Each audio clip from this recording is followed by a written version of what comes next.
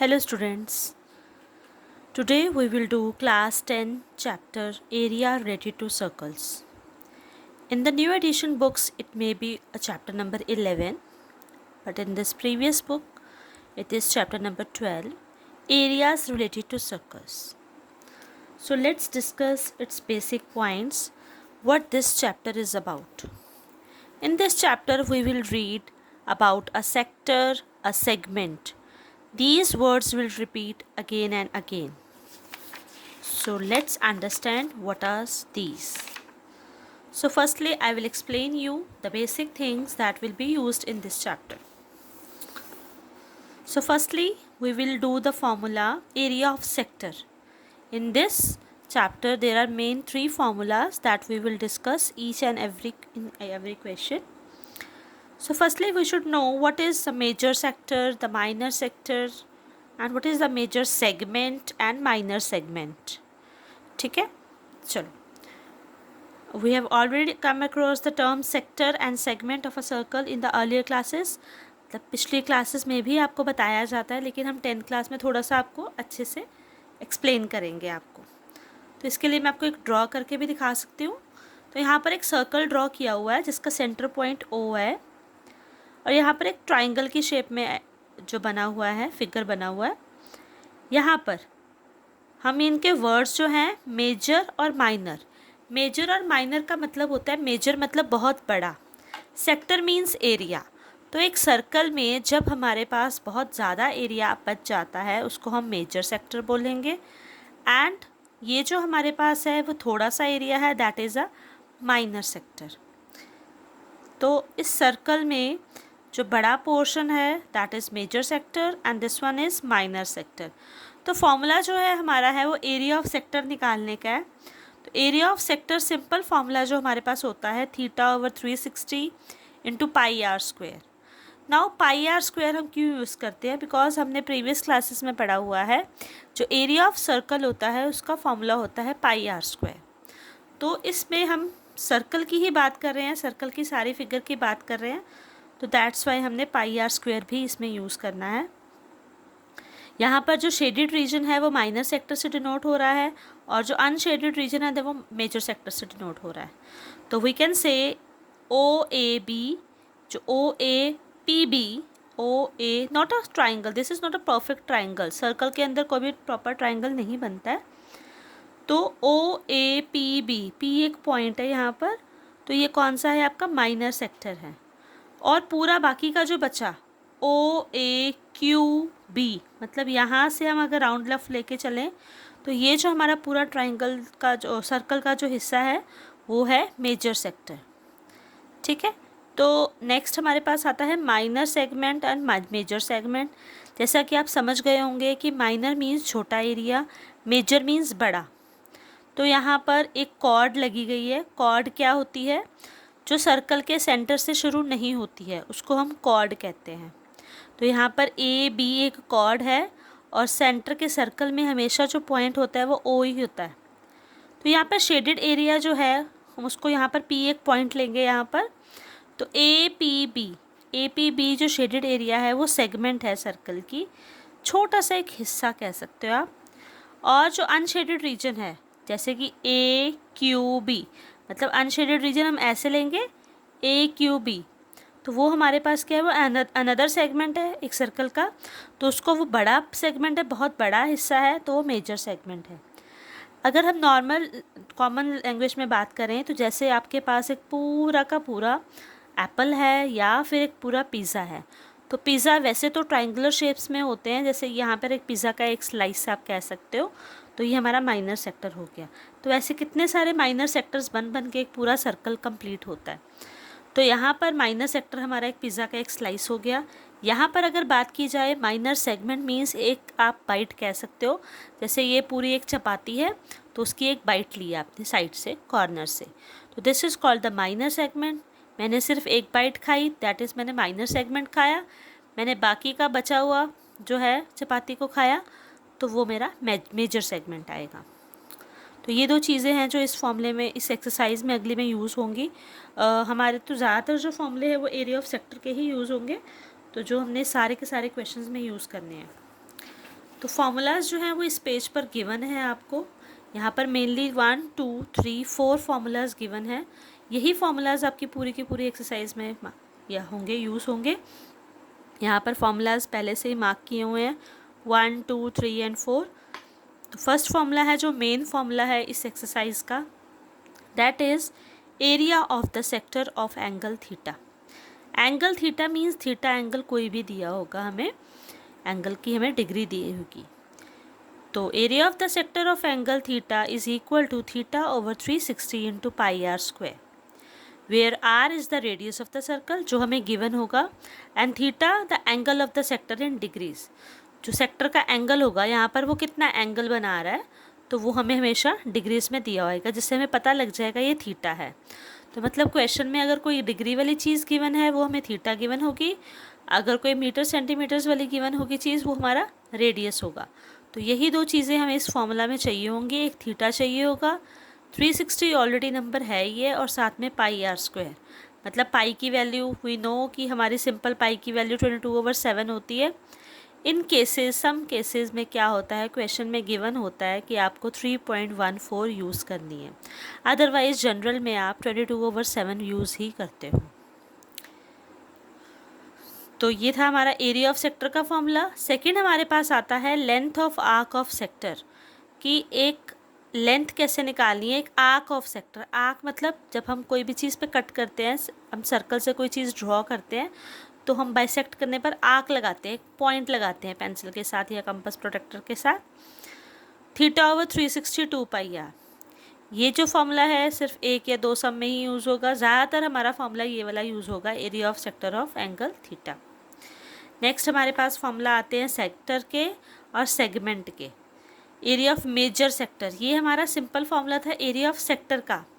इन some questions हम इससे पूछ लेते हैं कि एरिया ऑफ मेजर सेक्टर कैसे निकाला जाए। तो उसमें फॉर्मूला क्या होता है, मेजर सेक्टर का निकालने के लिए हमें पाई आर स्क्वायर मतलब पूरे सर्कल का एरिया निकालना है और उसमें से माइनर सेक्टर को माइनस कर देना है।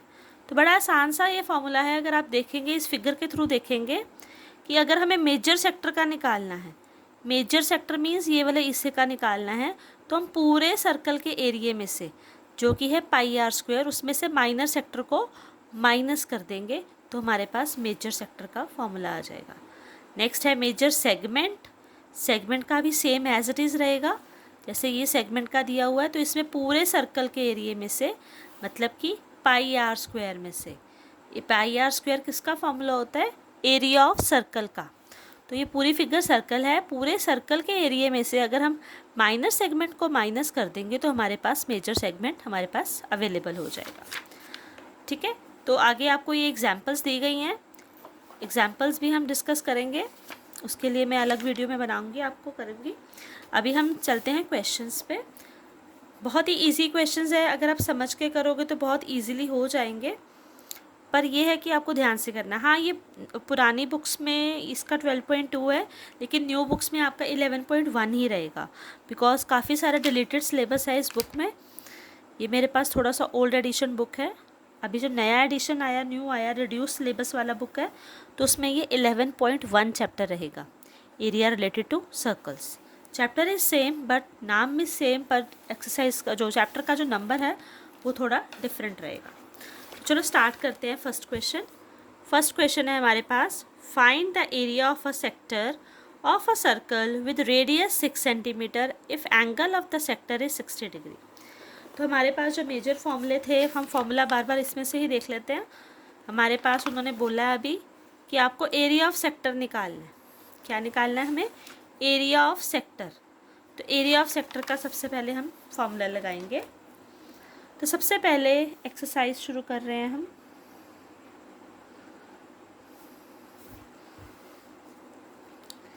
सबसे पहले हमें जो क्वेश्चन में गिवन होता है हम वो यूज़ करेंगे लिखने के लिए।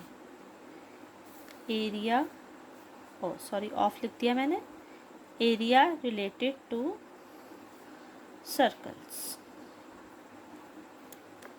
तो हमारे पास क्वेश्चन के अकॉर्डिंग क्या गिवन है, find the area of a sector of a circle with radius 6 centimetre.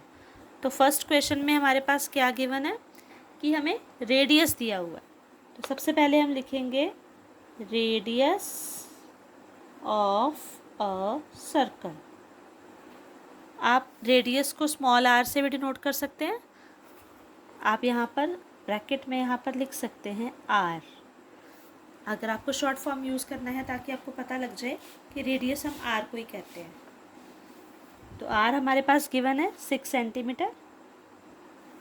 Next we have angle of the sector is 60 degree.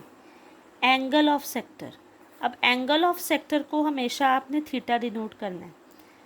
कि हमने याद कीजिए हमने स्टार्टिंग में क्या पढ़ा था, जो हमें चीज़ डिग्री में गिवन होगी वो हमारी क्या होगी, थीटा।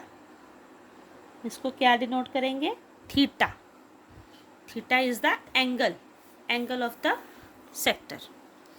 तो अब हम फॉर्मूला यूज़ करेंगे, यहाँ पे लिखेंगे यूजिंग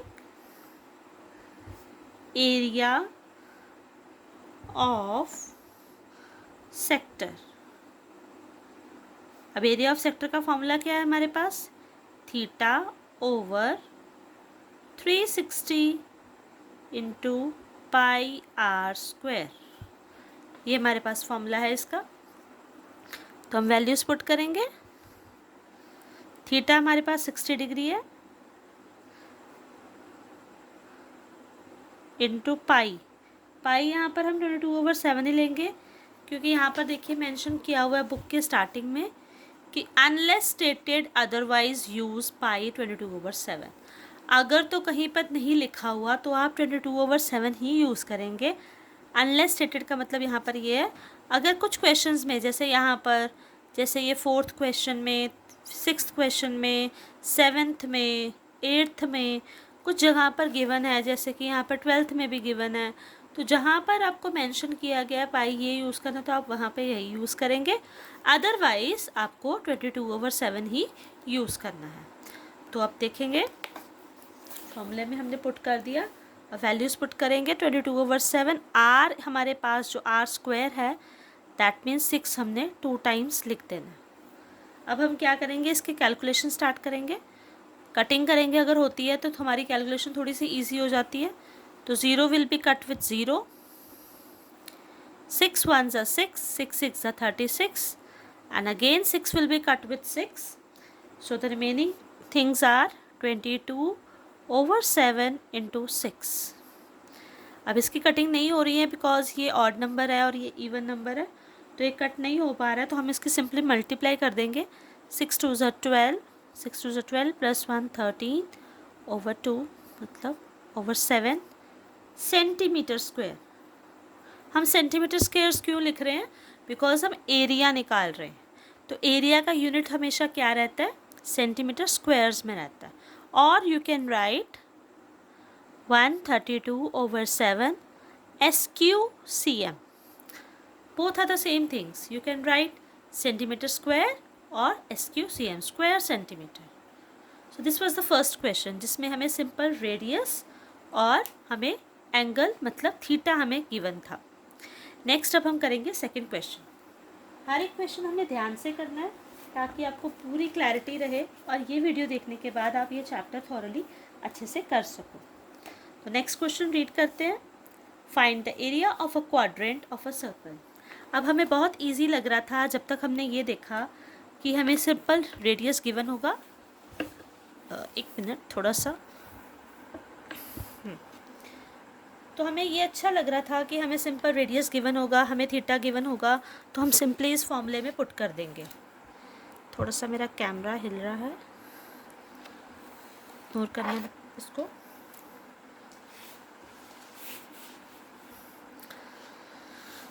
तो चलिए क्वेश्चन नंबर 2 की ओर रीड करते हैं। क्वेश्चन नंबर 2,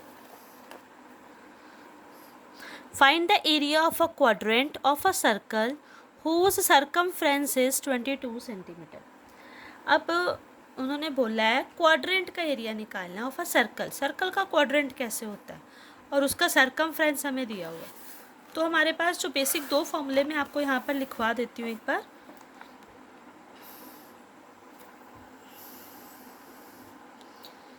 तो जो 2 मेजर फार्मूला यहाँ पर यूज़ हो रहे हैं वो हो रहा है, एक एरिया ऑफ सर्कल जो आपको पता होना चाहिए एरिया ऑफ सर्कल होता है पाई R square.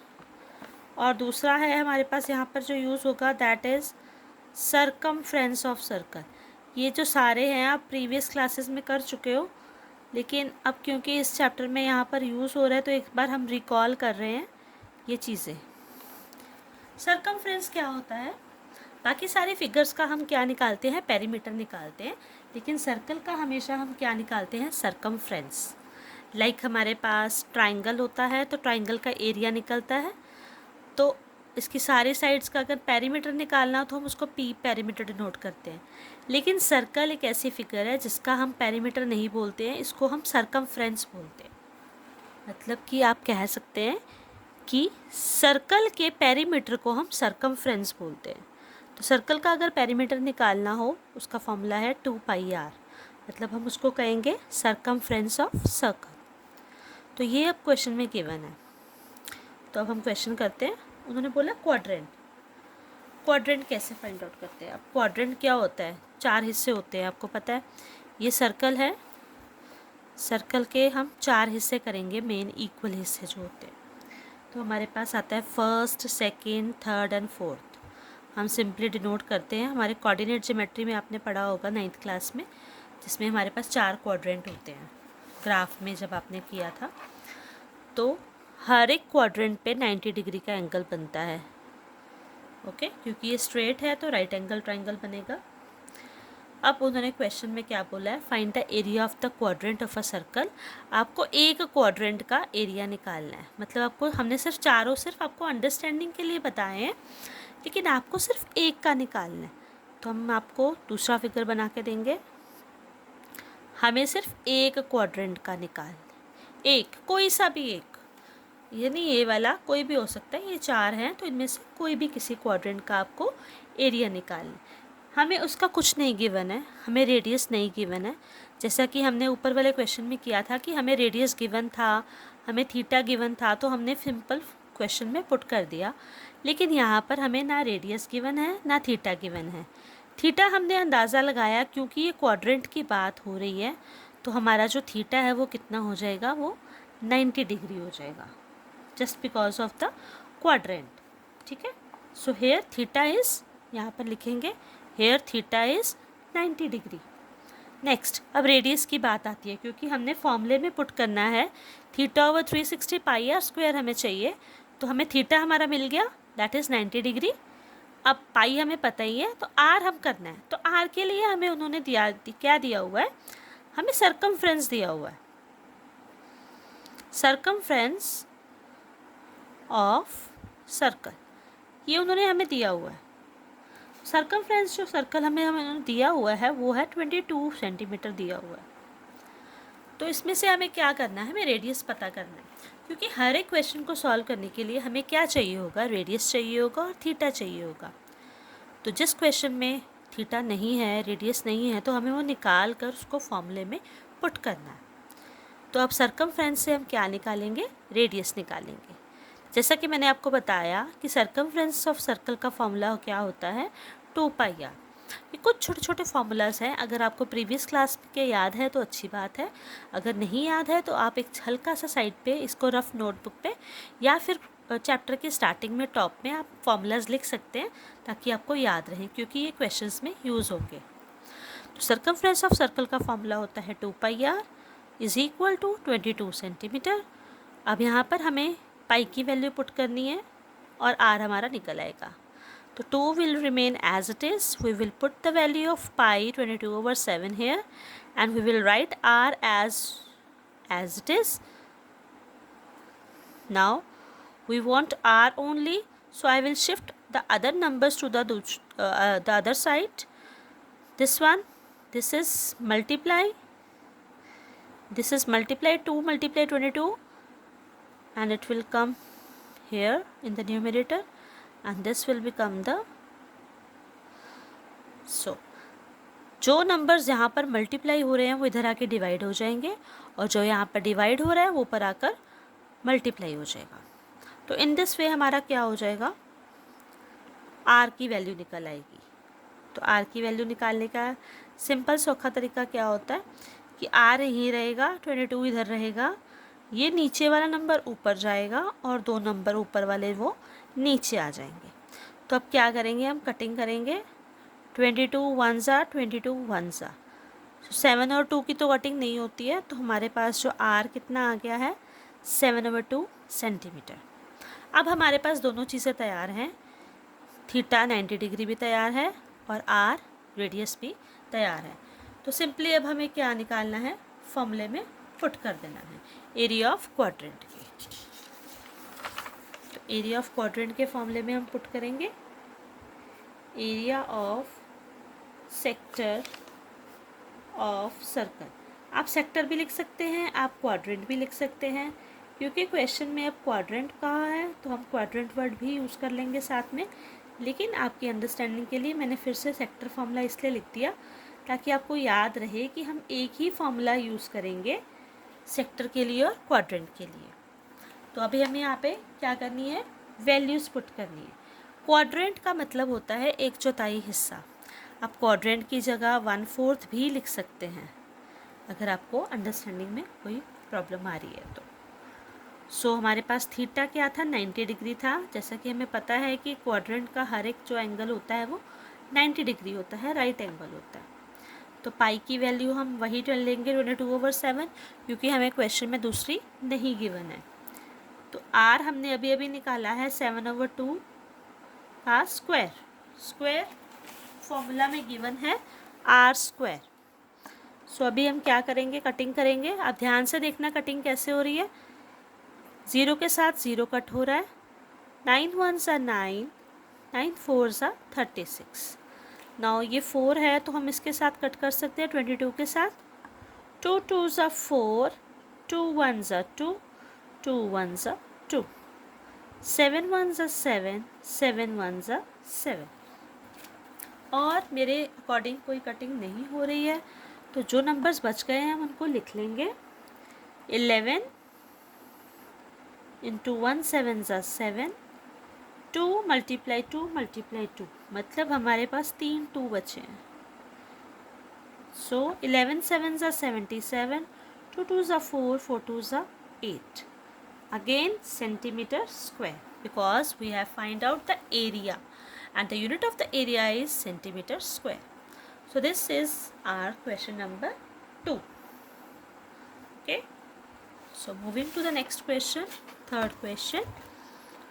The length of the minute hand of a clock is 14 centimeter. Again बड़ा confusing है, ना हमें थीटा दिया गया है, हाँ लेकिन सेंटीमीटर्स दिया गया है, जिससे हम ये पता लगा सकते हैं कि ये रेडियस होगा। तो फिर रेडियस गिवन है लेकिन हमें एंगल निकालना पड़ेगा। तो चलिए नेक्स्ट क्वेश्चन शुरू करते हैं। The length of the minute hand of a clock, मतलब एक क्लॉक है, वो भी क्लॉक किस शेप की होगी, सर्कल शेप की होगी, इस 14 सेंटीमीटर। एक मिनट हैंड है, उसकी जो लेंथ है 14 सेंटीमीटर है। Find the area swept by the minute hand in 5 minutes. Area swept मतलब ये जो मिनट हैंड यहाँ पर लगा होगा, लंबा सा मिनट हैंड है, उसकी हमें क्या दी हुई है, लंबाई दी हुई है 14 सेंटीमीटर। तो हमें ये बताना है कि 5 मिनट में, अब यहाँ पर अगर नंबर्स लगाए जाएं क्लॉक के यहाँ पर ऐसे, तो उन्होंने बोला 5 मिनट में वो कितना एरिया कवर कर लेगी। तो टेक्निकली उन्होंने क्वेश्चन हमारा एरिया ऑफ सेक्टर के अकॉर्डिंग बनाने की कोशिश की है। तो यहाँ पर जो हमारे पास गिवन है, उन्होंने बोला है length of the minute hand. तो according to this question length of the minute hand जो है हमारा, वो किसके इक्वल हो गया, क्योंकि वो सेंटर से स्टार्ट हुआ है। तो सर्कल के सेंटर से अगर कोई भी लाइन शुरू होती है, कहीं पे भी होती है, ज़रूरी नहीं हमने 4 पे किया, वो तो मैंने आपको डिनोट करने के लिए किया है। तो सर्कल के सेंटर से जब भी कोई लाइन शुरू होती है दैट इज़ रेडियस। तो यहाँ पर अगर हमें लेंथ ऑफ मिनट हैंड दिया हुआ है तो वो हमारे लिए रेडियस के बराबर होएगा, ठीक है। तो वो सर्कल का रेडियस होएगा। तो हमने यहाँ पर क्या लिख दिया, length of minute hand is equal to radius. तो वो कितना है हमारे पास, दैट इज़ 14 सेंटीमीटर, वो हमें गिवन है, ठीक है। नेक्स्ट अब हमने बात करनी है थीटा की, क्योंकि हमने सम सॉल्व करना है, हमने एरिया ऑफ सेक्टर का फॉर्मूला लगाना है। तो हमें क्या चाहिए, थीटा चाहिए। रेडियस तो हमारा मिल गया। अब रेडियस का क्या होता है, अब हम उन्होंने बोला है एंगल स्वेप्ट, मतलब मान लीजिए अभी मिनट हैंड यहाँ पर है 1 पे है, तो ये पूरा चक्कर लगाने के बाद ये दोबारा 2 पे आएगी, तो इसके इन बिटवीन कौन सा एंगल बना, अभी हमें ये पता लगाना है। सो एंगल स्वेप्ट, स्वेप्ट मतलब होता है sweep, swept, swept, second form use कर रहे हैं। Area swept by the minute hand, minute hand जो है वो कितना एरिया स्वेप्ट, मतलब ऐसे पहुँच के, स्वीप होता है पहुँचना, तो ऐसे चक्कर कितना लगा रही है, जो एक मिनट हैंड की जो सुई है वो कितना घूम के जा रही है। अब angle swept by the minute hand in 60 minute, ठीक है। अब यहाँ पे उन्होंने क्वेश्चन हमें दिया 60 मिनट, हमने क्यों लिया, 1 घंटे में, 1 घंटे का जो हम निकालेंगे वो हमारा 360 आता है। ये आपको पॉइंट जो है वो याद रखना है, हम इसको अलग से बॉक्स में भी आपको हाईलाइट करके दे सकते हैं कि आपको ये चीज़ याद रखनी है कि area angle swept by the minute hand in 60 minute is 360 degree. अब अकॉर्डिंग टू क्वेश्चन उन्होंने हमें क्या दिया है, उन्होंने हमें सिर्फ 5 मिनट्स दिए, तो angle swept by minute hand in 5 minutes, उन्होंने बोला है 60 मिनट के तो 360 डिग्री एंगल बनता है। 360 कैसे बनेगा, अगर 360 बनेगा तभी आपका ये पूरा सर्कल कंप्लीट होगा। अगर हाफ होगा मतलब सेमी सर्कल में होगा तो वो स्ट्रेट लाइन होगा, दैट इज़ हमारा 180 होगा, और ऊपर वाला हिस्सा मिला के 180, तो टोटल 180 कंप्लीट एंगल हमारा कितना बन गया, 360 एंगल बन गया, ठीक है। तो 60 मिनट मतलब अगर यहाँ से स्टार्ट हुई है मिनट हैंड चलना रात के 12 बजे से लेकर सुबह के 12 बजे तक, टोटल कितने हो गए, 60 मिनट से हम अगर काउंट करेंगे तो टोटल 360 एंगल बनता है, यहाँ से स्टार्ट होकर पूरा का पूरा दोबारा 24 घंटे का जो हमारा टाइम होता है। तो यहाँ पर उन्होंने बोला है 60 मिनट में 360 डिग्री एंगल बनेगा, तो 5 मिनट्स में कितना बनेगा, तो वो हम कैलकुलेट करेंगे। ये सारा हम जो झोलमोल कर रहे हैं वो किसके लिए कर रहे हैं, सिर्फ हम थीटा निकालने के लिए क्योंकि थीटा निकालना बहुत ज़रूरी है, तो हमें इसलिए सारा कुछ आपको बताया जा रहा है।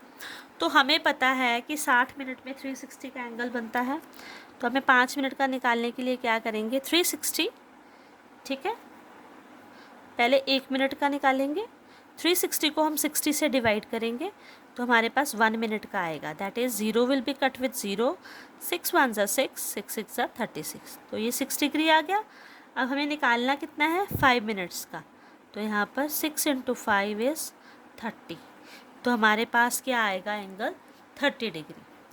या फिर सिंपल लैंग्वेज में आप ये समझ सकते हो कि जब कभी भी इस एक्सरसाइज में, इस क्वेश्चंस में करते समय आपको एंगल गिवन नहीं होगा, तो जो नंबर आपको गिवन होगा आपको उससे डिवाइड करना है।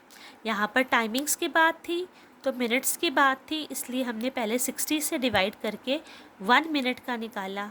1 मिनट का निकालने के बाद हमने 5 मिनट्स के उसको मल्टीप्लाई कर दिया, तो हमारे पास एंगल 30 डिग्री आ गया। सो अब हम क्या करेंगे, हमारे पास जो R 14 सेंटीमीटर है और जो थीटा 30 डिग्री है उसको हम फॉर्मूले में पुट करेंगे। अगेन हम लिखेंगे ज़रूर कि हमारे पास वैल्यू क्या क्या थी, क्योंकि हमने सिर्फ इस पेज में फाइंड आउट की है। तो नेक्स्ट क्वेश्चन में आप फिर से नेक्स्ट पेज में आप लिख सकते हो कि R हमारे पास 14 सेंटीमीटर हो गया है और जो हमारे पास थीटा है वो 30 डिग्री है। अगेन हम लिखेंगे area of sector, area of sector question लिखेंगे हम यहाँ पर फॉर्मूले का, थीटा ओवर 360 इंटू पाई R स्क्वायर। तो अब हम वैल्यूज़ पुट करेंगे, थीटा हमारा 30 डिग्री है over 360 into pi R square, R is 14 into 40, ठीक है। अगेन हम कटिंग करेंगे, कटिंग से थोड़ा सा सम ईजी हो जाता है, तो कैलकुलेशन हमें ज़्यादा नहीं करनी पड़ती हैं। तो हम कटिंग करेंगे, 0 की 0 के साथ कटिंग कर दी हमने। कटिंग के लिए अगर आप कहोगे तो मैं दूसरा पेन भी यूज़ कर सकती हूँ ताकि आपको ईजिली अंडरस्टैंड रहे। 0 will be cut with 0. 3 ones are 3, 3 ones are 3, 3 twos are 6. 7 ones are 7, 7 twos are 14. 2 6 are 12, 2 ones are 2, 2 ones are 2. 2 ones are 2, 2 threes are 6. Now 3 will not cut with 11, 3 will not come in the table, and 14 is also not. So the remaining numbers are 11 into 1, 3 into 7. 7 is also cutted, sorry. So only 3 is left now. 14 is also there. So 11 into 14 into over 3, ये हमारे पास remaining numbers हैं. तो when we multiply, simply I will multiply with shortcut method. 4 ones are 4, 4 plus 1 is 5, and is 1 over 3 centimeter square. You can write in the decimal form also, but मेरे को थोड़ा सा ऐसे comfortable लगता है तो आप ऐसे यहाँ तक छोड़ सकते हो. इट्स नॉट नेसेसरी ऑलवेज कि आप इसको मल्टीप्लाई करके डेसिमल्स में लिखो. हाँ, अगर if you have time in your exam you can write in the decimal form also, और otherwise you can leave here also. तो you will get full marks. Don't worry about that कि आप यहाँ पर छोड़ दोगे तो आपके आधा नंबर कट जाएगा. ऐसा कुछ नहीं होगा, क्योंकि आगे जैसे आगे आगे सम्स बढ़ते जाएंगे तो इनकी कैलकुलेशंस थोड़ी सी टफ होती जाएंगी. तो बेटर इज़ कि आप ओवर में रैशनल फॉर्म में ही इसका आंसर लिख दो, तो कोई भी इशू नहीं होगा. चलिए चलते हैं नेक्स्ट क्वेश्चन पे, क्वेश्चन नंबर 4 पे. जो रीड करेंगे question number 4. A chord of a circle of radius 10 cm subtends at right angle at the center. Find the area of the corresponding minor segment and major sector. So इस फॉर्मूले में, इस question में हमारा जो formulas हमने जो mark किए थे ना 1 2 3 एंड 4, तो इसमें हमारा मेनली फार्मूला कौन सा यूज़ होगा, ये वाले नीचे वाले फार्मूलाज यूज़ होंगे हमारे. तो अब हमने ये वाले फार्मूलाज ही यूज़ करने हैं क्वेश्चन नंबर 4 में. इस एक्सरसाइज में जो मेनली क्वेश्चंस हैं आपके 4th 5th 6th and 7th, ये थोड़े टफ क्वेश्चंस हैं, अदरवाइज बाकी के सारे ठीक ठाक हैं. तो 4th 5th 6th में थोड़ा कैलकुलेशन इसलिए टफ हो जाता है क्योंकि इसमें हमारे पास जो पाई है वो 3.14 यूज़ करना होता है, और हमारे पास जो √3 है उसकी वैल्यू भी पुट करनी होती है, जिसकी वजह से हमारे थोड़े क्वेश्चंस थोड़े से टफ हो जाते हैं. इसे भी इजी हैं, अगर हम ध्यान से समझ के करेंगे तो टफ़ नहीं होंगे. लेकिन मुझे जैसा लगता है कि ये 4th 5th 6th 7th question जो हैं थोड़े से टफ़ हैं. अगर बच्चे इसको छोड़ना चाहें, स्किप करना कर सकते हैं, लेकिन अगर समझेंगे तो शायद स्किप करने की नौबत ना आए. तो चलिए हम स्टार्ट करते हैं. बस आपको कटिंग का ध्यान देना है, कैलकुलेशन का ध्यान देना है, कोई ज़्यादा इसमें मेजर इशू नहीं है. फॉर्मूलाज आपको ध्यान रखने होंगे. तो जो बच्चे फार्मूला ज़्यादा नहीं याद कर सकते उनके लिए थोड़ा और टफ हो जाएगा, लेकिन अगर जो फार्मूलाज अच्छे से कर लेंगे, ये length of arc, area of sector, area of segment, ये सब फार्मूलाज कर लेंगे तो कोई इशू नहीं आएगा. जिनको एक ही फार्मूला याद करना है फिर वो इनको ये क्वेश्चन स्किप करने पड़ेंगे, 4 5 6 7 स्किप करने पड़ेंगे, और they can continue with the 1 2 3 8 9 and otherwise आगे जो सम्स दिए गए. तो चलिए ज़्यादा बातें ना करते हुए हम क्वेश्चंस को आगे करेंगे. तो क्वेश्चन नंबर 4 है हमारा. उन्होंने अब गिवन क्या है वो लिखेंगे. सबसे पहले हमें रेडियस गिवन है, तो सबसे पहले जो गिवन चीज़ होती है वो हम ज़रूर लिखेंगे.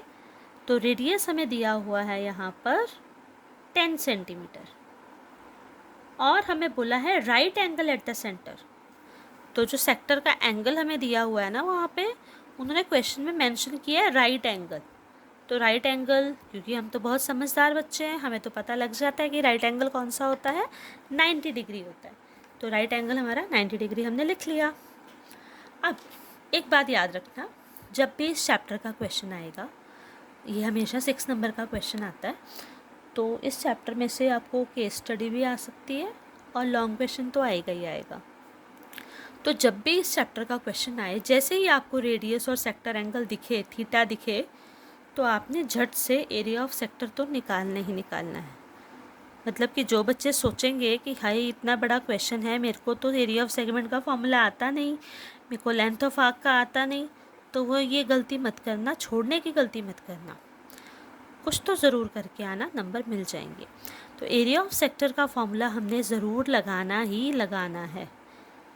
तो ये सबसे इजी है, मतलब अगर आपका 6 मार्क्स का क्वेश्चन है, अगर इसमें 2 पार्ट पूछे गए, अगर आप ये कराओगे तो एटलीस्ट आपको 1.5 और 2 मार्क्स तो मिल ही जाएंगे, क्योंकि हमारे पास सजा सजाया रेडियस में मिल रहा है और थीटा भी मिल रहा है, तो क्यों ना हम इस फॉर्मूले में पुट कर दें। So R theta is 90 degree and 360 ऐसे ही रहेगा। पाई, अब पाई की बारी आती है, तो हम एक बार चेक करेंगे इस क्वेश्चन में। पाई हमारे पास क्या यूज़ करना है, 3.14। बस इतना सा हमें काम करना है, हमने पाई को चेंज करना। तो पाई हम यूज़ करेंगे 3.14, डेसिमल में हटा के नीचे 100 लगा रही हूँ। आर हमारे पास 10 है, तो इसको मैं 2 टाइम्स लिख रही हूँ। ठीक है, कैलकुलेशन बस ध्यान से करना, ज़्यादा टफ नहीं होएगी। बस आप ये कोशिश करना इसको थोड़ा डेसिमल में कर लेना कन्वर्ट, क्योंकि पहले ही थी जो पाई है हमारी वो 3.14 गिवन है। ठीक है, तो अगर पाई हमारी डेसिमल्स में है तो फिर श्योरली जो आंसर है, आप जब आप चेक करोगे बुक के पीछे जो आंसर्स गिवन होते तो वो भी आपको डेसिमल्स में ही मिलेंगे। ये ध्यान रखना है इस बात का, क्योंकि पिछले जो क्वेश्चन जितने भी हमने निकाले हैं अभी तक वो हमने ओवर्स में ही रखा है, इसका आंसर रैशनल फॉर्म में ही रखा है जितने भी हमने क्वेश्चंस किए हैं, तो हमें कोई इशू नहीं आया। लेकिन अब याद रखना, जब भी आपको पाई जो है 3.14 यूज़ करोगे डेसिमल्स वाला, तो आंसर भी डेसिमल्स में ही निकालना। ठीक है बच्चों, चलो अब आगे करते हैं। 10 इंटू 10 सबसे पहले कटिंग करेंगे, इस ज़ीरो की इस ज़ीरो के साथ कटिंग करेंगे। 9 1 सा 9, 9 4 सा 36। अब ये 10 और 10 कट हो गया इस पूरे 100 के साथ। हमारे पास जो नंबर बचा है 314/4। अब इसकी कटिंग करेंगे हम 2 के टेबल पे। 2 2 ज़ा 4, 2 1 ज़ा 2, 2 5 ज़ा 10, 2 7 ज़ा 14। मेरे पास जो नंबर बचा है 157/2 बचा है। लेकिन क्योंकि मैंने आपको बताया है हमारा पाई डेसिमल्स में है, तो मैं भी इसको डेसिमल्स में ज़रूर करूँगी। मैं डिवाइड करूँगी 157 को 2 के साथ। 2 7 ज़ा 14, 2 8 ज़ा 16, डेसिमल लगाऊँगी 2 5 ज़ा 10।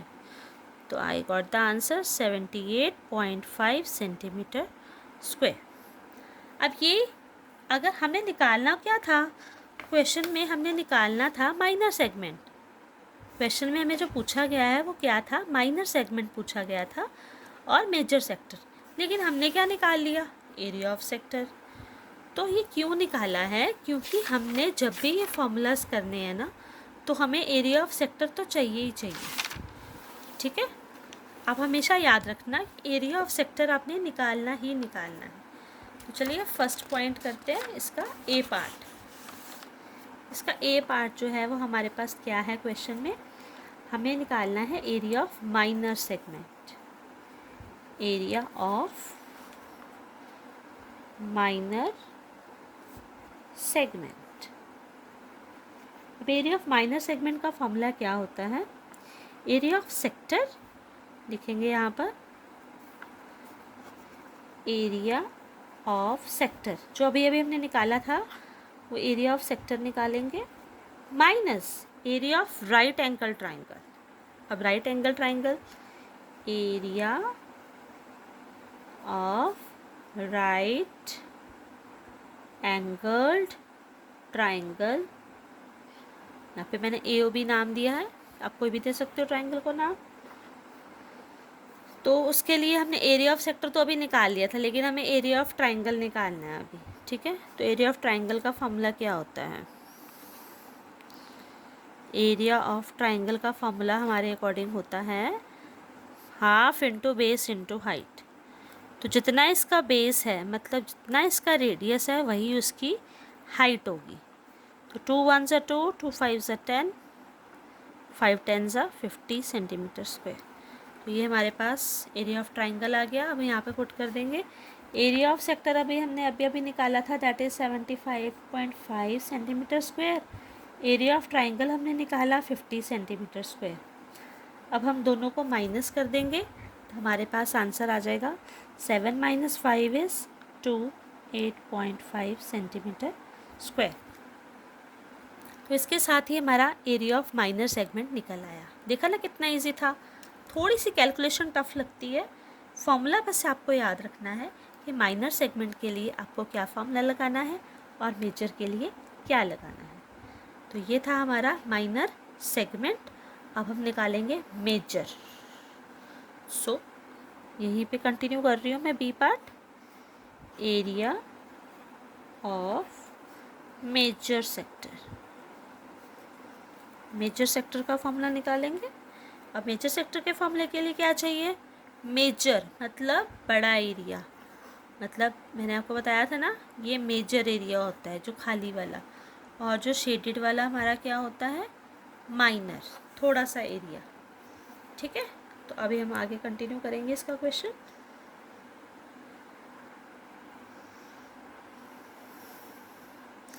यहाँ पर हम लिखेंगे एरिया ऑफ सर्कल का फॉर्मूला। यहाँ पर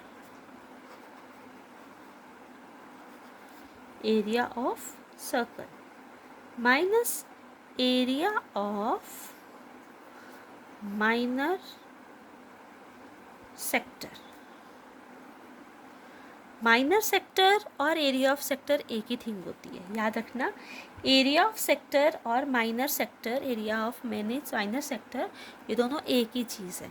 एरिया ऑफ सर्कल का फॉर्मूला क्या होता है? पाई आर स्क्वायर। और एरिया ऑफ माइनर सेक्टर अभी हमने निकाला था स्टार्टिंग में, जो हमने यहाँ पर भी वैल्यू पुट किया, 78.5 सेंटीमीटर स्क्वायर। अब पाई आर स्क्वायर हमारा क्या है? पाई हमारे पास यहाँ पर 3.14 यूज़ किया जा रहा है, और आर हमारे पास 10 है, minus 78.5, 100 will be cut with these two 10, only 314 is left.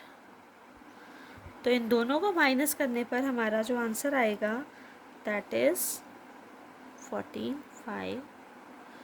थोड़ी कैलकुलेशन मैं आपको करके दिखा देती हूँ, क्योंकि एक में डेसिमल्स नहीं है और एक में डेसिमल्स हैं, तो कैसे करेंगे कैलकुलेशन? हम लिखेंगे 314.0, इधर लिखेंगे 78.5। सो अब हम बोरो करेंगे, यहाँ पर हो जाएगा 3 and it will become 10, then it will become 2 and it will become 11.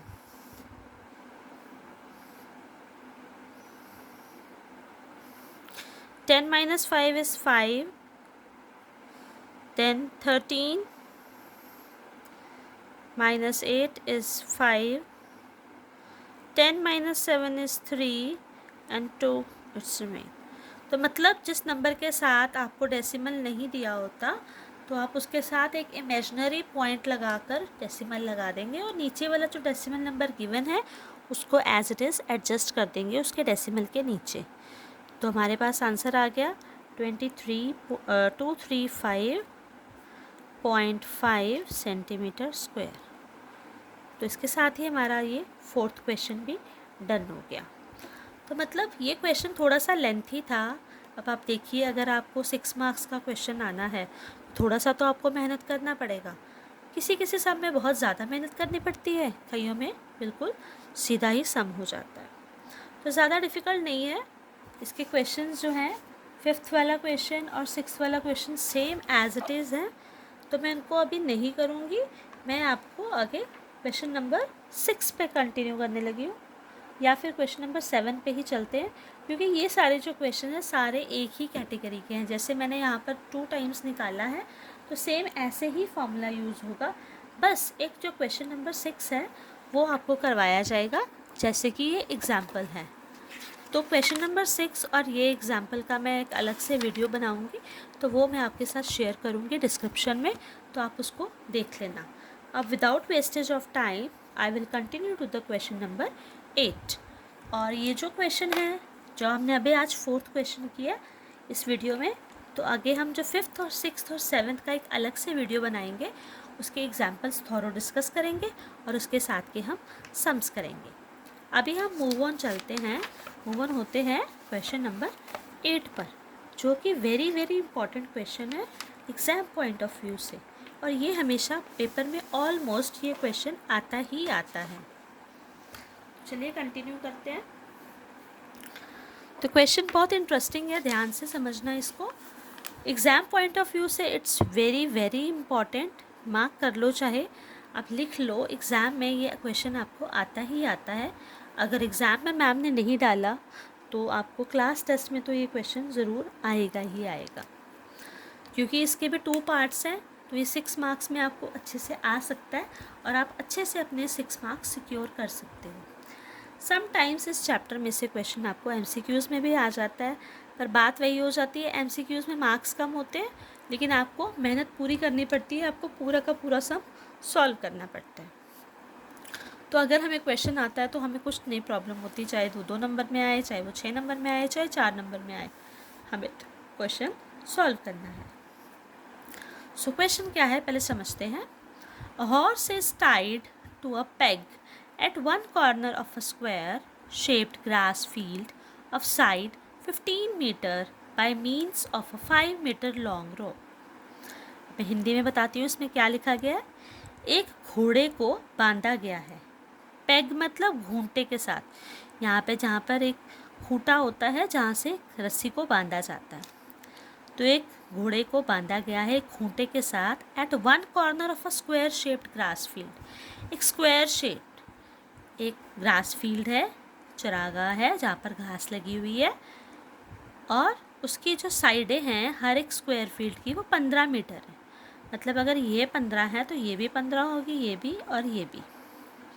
Bye means of a 5 metre long rope, और इस खूंटे के बिल्कुल कोने पे, खूंटे पे यहाँ से 5 मीटर लंबी रस्सी बांधी गई है। कहाँ पर बांधी गई है? घोड़े के साथ। तो अभी हमें ये बताना है कि find the area of the part of the field in which the horse can graze. मतलब हमें ये बताएं, अगर उसको 5 मीटर लंबी रस्सी से बांधा गया है तो वो कितने एरिए तक अपने आप को खाना खरवा सकता है, मतलब ग्रेज कर सकता है, वो चारा अपना चर सकता है। क्योंकि उसका खूंटा यहाँ पर है, कॉर्नर पे है, और रस्सी सिर्फ 5 मीटर है, तो वो सिर्फ इतने एरिए में ही अपने आप को चला पाएगा, इससे ज़्यादा दूर वो जा नहीं सकता है। तो हमें यही चीज़ निकालनी है। तो हमें पता है ये भी एक सेक्टर बन गया है, सेक्टर की शेप का है, जैसे क्वाड्रेंट शेप होती है। अब बात ये आती है कि हमें यहाँ पर थीटा गिवन नहीं है, थीटा गिवन नहीं है लेकिन रेडियस हमें गिवन है। तो सबसे पहले हम लिखेंगे इसके जो चीज़ हमें गिवन है। तो क्वेश्चन नंबर 8, हॉर्स वाला क्वेश्चन, इसको याद रखना, हॉर्स वाला, घोड़े वाला क्वेश्चन हमेशा पेपर में आता ही आता है। तो क्वेश्चन नंबर 8 सबसे पहले हम लिखेंगे लेंथ ऑफ द रोप। जैसे हमने थर्ड क्वेश्चन में हमने किया था length of the minute hand is equal to radius, वैसे यहाँ पर लिखेंगे length of the rope, length of the rope is equal to radius. जो रोप की लेंथ है वो भी क्या है, हमारा रेडियस ही है, और वो कितना है, 5 सेंटीमीटर है। ठीक है, एक पॉइंट हमें मिल गया। नेक्स्ट अभी उन्होंने क्या बोला है, नेक्स्ट उन्होंने ये बोला है कि एरिया निकालना है आपको, मतलब हमें एरिया ऑफ सेक्टर निकालना है।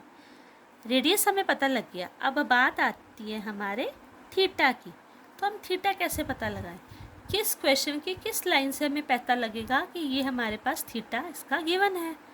तो चलिए ढूंढते हैं। यहाँ पर हमें बताया गया, उन्होंने स्क्वायर बताया है, तो आपको स्क्वायर, आपने 8th क्लास में आपने स्क्वायर की प्रॉपर्टीज़ पढ़ी हैं। स्क्वायर की क्या क्या प्रॉपर्टीज़ होती हैं? स्क्वायर का हर एक एंगल 90 डिग्री होता है, स्क्वायर की सारी साइड्स इक्वल होती हैं। तो यही वाली प्रॉपर्टी जो हमारे दिमाग में थी, जो हमने 7th और 8th क्लास में पढ़ी हुई है, तो वही हम यहाँ पर आज अप्लाई करेंगे। देखा बच्चों, पुरानी क्लासेस का भी कितना कुछ यूज़ होता है। ऐसा नहीं होता है कि आप पिछली क्लास पास कर गए और आप सब कुछ अपना डिलीट कर देंगे दिमाग से। तो पिछली बातें जो होती हैं, लाइन वाइज लाइन जो क्लासेस आपको कराई जाता है, उसमें जो सिलेबस कराया जाता है, वो आपको कहीं ना कहीं ज़रूर यूज़ होता है। वो आपका बेस तैयार हो रहा होता है, जो आपने स्मॉल क्लासेस में, प्रीवियस क्लासेस में पढ़ा होता है। तो अब यहाँ पर हमने ये दिमाग लगाना है कि हमें स्क्वायर गिवन है, तो हमें पता होना चाहिए कि स्क्वायर का हर एक एंगल जो होता है वो 90 डिग्री होता है। तो इस वजह से हमारा जो थीटा होगा वो यहाँ पर क्या हो जाएगा, 90 डिग्री हो जाएगा। तो 90 डिग्री हमारे पास आ गया, रेडियस हमारे पास गिवन है, तो बिना देरी किए हम किसका फॉर्मूला लगा देंगे, एरिया ऑफ सेक्टर का। तो एरिया ऑफ सेक्टर का हमारे पास फॉर्मूला क्या रहेगा, वही θ/360 into pi R square, same as it is वही फॉर्मूला रहेगा हमारे पास। तो फिर थीटा की जगह हम पुट करेंगे 90 डिग्री 360 इंटू पाई। अब इसमें पाई हमें फिर से 3.14 दिया गया है।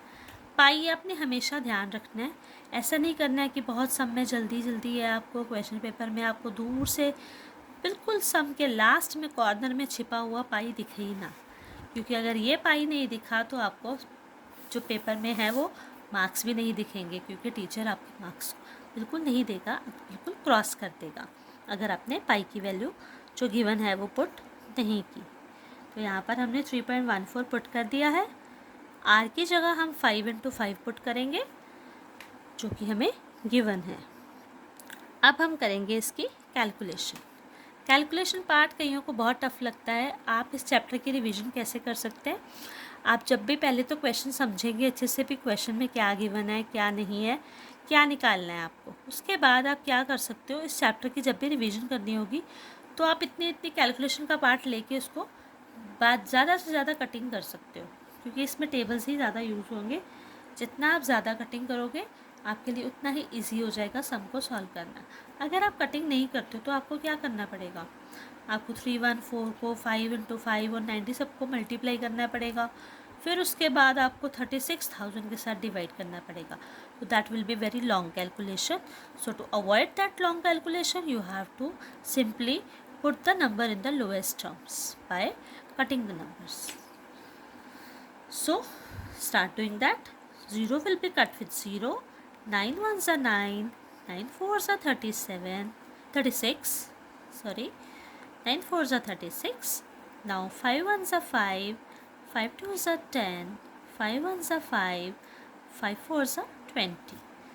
So जब भी ऐसा कटिंग हो जाए तो आप उसके बाद जो नंबर्स बच जाते हैं ना, आप उसको अलग से लिख लिया करो, क्योंकि इतनी हौच पौच में खुद भी समझ नहीं आता है कि कौन सा नंबर कट हो गया और कौन सा रह गया। सो अभी यहाँ पर हमने कटिंग किया, तो अभी ये 3144 के साथ फिर से कटिंग हो रहा है। तो 2 2s are 4, 2 1s are 2, 2 5s are 10, 2 7s are 14. So 157 into 1 157, 2 4s are 8. तो ये मेरे पास 157/8 इसका आंसर आ गया। अभी ये आंसर नहीं आया है, अभी तो हमने आगे भी इसका पार्ट करना है। तो इसको, क्योंकि मैंने आपको पिछले क्वेश्चन में भी ये बताया था कि जब भी हम पॉइंट 3.14 यूज़ करेंगे, पाई जब भी हमारे पास 3.14 आएगा तो डेफिनेटली हमें क्या करना होगा, हमें जो है इसका आंसर डेसिमल्स में ही लिखना होगा, फ्रैक्शन में नहीं लिखना होगा। तो अब हम 157 को 8 के साथ डिवाइड करेंगे। 8 ones are 8, 15 minus 8 is 7. We will simply write down 7, 7, 8 9s are 72. We will put point 0, 8 6 are 48, 0, 8 2s are 16 and 8 5s are 40. तो हमारे पास जो डेसिमल्स में कन्वर्ट करके हमारे पास क्या आंसर आ रहा है, देखिए 19.625 मीटर स्क्वायर। एक बार चेक कर लेंगे कि हमें क्या गिवन है, मीटर्स गिवन है। यहाँ पर मैंने सेंटीमीटर्स लिख दिया, तो यहाँ पर ओनली मीटर्स आएगा। तो आंसर भी हमारा स्क्वायर मीटर में आएगा और मीटर स्क्वायर में आएगा। तो ये हमारा सिर्फ अभी आया है first part, that is area of the part of the field in which the horse can graze. तो अगर सिंपल एरिया वर्ड आ रहा है, सेक्टर नहीं भी आ रहा है, तब भी आपने ये समझ जाना है कि हमने एरिया ऑफ सेक्टर का ही फॉर्मूला यूज़ करना है। Now the second part is the increasing in the grazing area if the rope were 10 metre long instead of 5 metre. अब उन्होंने बोला है कि पहले जो हमारा रेडियस था वो 5 मीटर था, मतलब जो रस्सी थी जो यहाँ पर खूंटे से बांधी गई थी हॉर्स के साथ, वो 5 मीटर की थी। लेकिन अब अगर हम रस्सी की जो है इंक्रीज़ कर दें, उसका ग्रेजिंग एरिया इंक्रीज़ होगा या नहीं होगा? अगर रस्सी जो है वो 10 मीटर की हो जाए। अब अगर रस्सी 5 मीटर की तो एरिया कम ग्रेज कर रहा था, यही अगर उसकी रस्सी 10 मीटर हो जाए तो उतना ज़्यादा एरिया वो ग्रेज करेगा। तो यही हमने अब सेकेंड पार्ट में निकालना है। तो चलिए कैलकुलेशन करते हैं।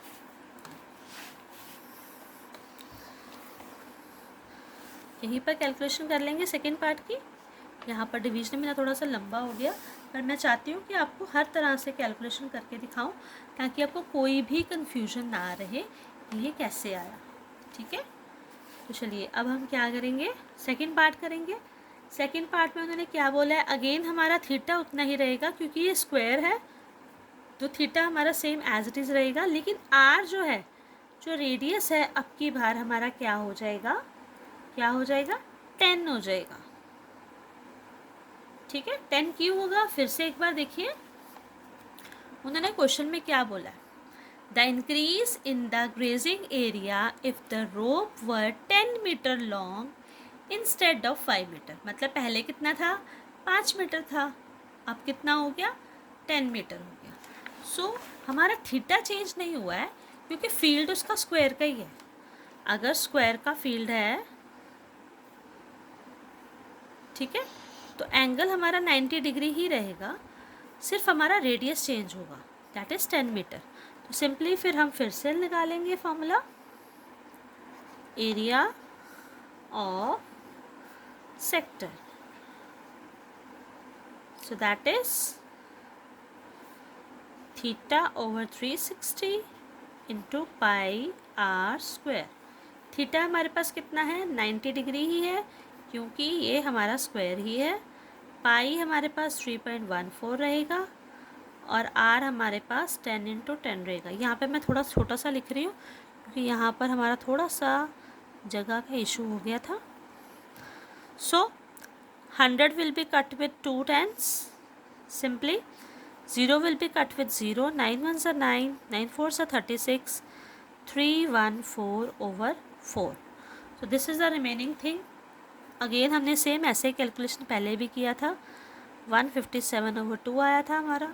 चलिए एक बार चेक कर लेते हैं, टाइम वेस्टेज नहीं होएगा। अभी हमने 157 को 2 से डिवाइड किया था तो हमारे पास 78.5 आया था। तो पहले कैलकुलेशन की हुई है, दोबारा वेस्ट नहीं करेंगे टाइम। तो हमारे पास क्या आया था, 78.5 सेंटीमीटर स्क्वायर। तो ये हमारे पास ये आ गया। अब उन्होंने बोला था कितना एरिया इंक्रीज़ हुआ है, मतलब पहले 5 मीटर था तो इतना आया, अब ये 10 मीटर हो गया तो इतना आया, तो कितना इंक्रीज़ हुआ है। सो लास्ट में लिख देंगे increase in the grazing area. क्या करेंगे, पहले कितना था हमारा, ये बिग नंबर बड़ा है तो बड़े में से छोटे को माइनस कर देंगे, तो हमारा आंसर क्या आएगा। तो चलिए ये भी कैलकुलेशन हम करके देख लेते हैं। हमारे पास जो बड़ा नंबर है वो है 78.5 और दूसरा नंबर है 19.625। ध्यान देना आप इस बात पे कि डेसिमल्स के बाद जहाँ पर नंबर नहीं है we will simply place a zero. Now subtraction होगी, बोरो करेंगे यहाँ से, यहाँ पर हो जाएगा 4, यहाँ पर हो जाएगा 10। सो ये इसको कैरी करेंगे तो यहाँ पर आ जाएगा 10, 10 minus 5 is 5, 9 minus 2 is 7, again we will take a borrow and it will become 14, 8 point, next we have 7 minus 9 हो नहीं सकते हैं तो यहाँ पर 6 हो जाएगा, यहाँ पर 17, 17 minus 9 is 8 and 6 minus 1 is 5. So the answer we got is 58.875. यहाँ पर लिखेंगे 58.875 centimetre square, sorry metre square. या बार बार कन्फ्यूजन हो रहा है क्योंकि सारे सम्स मोस्टली सेंटीमीटर्स वाले होते हैं तो इसलिए कन्फ्यूजन हो रहा है। तो यहाँ पर मीटर स्क्वायर हमारा आंसर आ गया। सो ये क्वेश्चन इंटरेस्टिंग था। सिंपली आपको एक चीज़ याद रखनी है कि थीटा नहीं गिवन होगा। थीटा आपको कैसे याद रखना है, स्क्वायर से। स्क्वायर का हर एक एंगल जो है वो 90 डिग्री होता है, तो जिससे हमें थीटा पता लग गया। रेडियस हमें गिवन था 5 मीटर, तो हमने सिंपली इसका एरिया ऑफ सेक्टर का फॉर्मूला लगाया। नेक्स्ट पार्ट में मैं ये बोला था कि जो रेडियस है वो 5 मीटर से चेंज होके 10 मीटर हो रहा है, तो 10 मीटर के बाद हमने उसका भी निकाल लिया। तो इंक्रीज़ कितना हुआ, 5 मीटर से 10 मीटर में जब हमने रस्सी को बड़ा किया तो वो एरिया कितना इंक्रीज़ हुआ, तो हमने सिंपली माइनस करके इसकी कैलकुलेशन निकाली and we got the answer 58.875। I hope आपको समझ आया होगा। ये क्वेश्चन बहुत बहुत ज़्यादा इम्पॉर्टेंट है, मैं बार बार इस बात पे स्ट्रेस डाल रही हूँ। ठीक है, हमारी अगली वीडियो में हम क्वेश्चंस करेंगे जिसमें आपको एंगल बिल्कुल गिवन नहीं होगा, जिसमें कोई ऐसे आपको फिगर से भी नहीं पता लगेगा। जैसे इसमें तो पता लग गया ना कि स्क्वायर से हमारा एंगल 90 डिग्री है, क्वाड्रेंट से हमारा एंगल 90 डिग्री है, क्लॉक से हमारा एंगल 90 डिग्री है।